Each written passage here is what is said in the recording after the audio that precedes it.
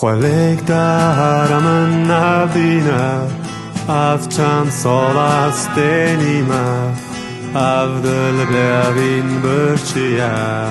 ناب خودی من جیانینه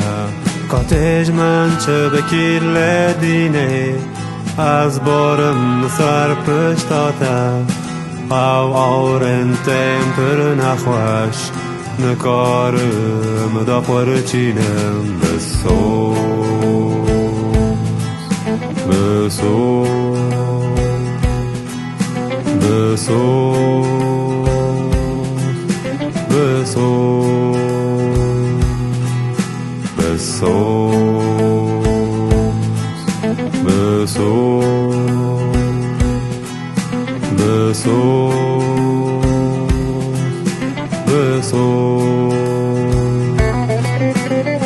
جمله دخوازم و گرم بهش و بدوارم راستی یک هیج بلیمه اووین خلاص بویه که بجم نهاوی جا چه بکین خواه کرنه کمم بهیزه چویم پیوکی درجه لین کارم دا پرچینم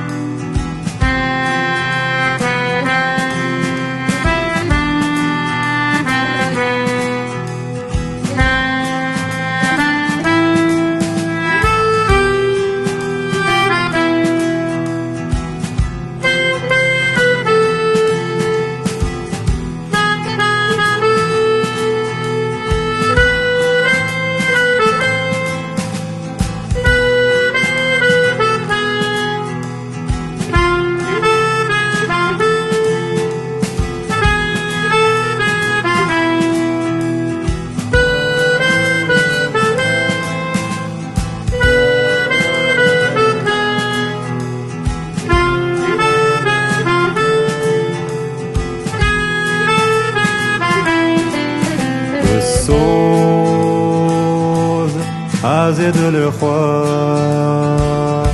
جوده ببم در آکو تو دل دجی بسوز از دل خواه جوده ببم در آکو te de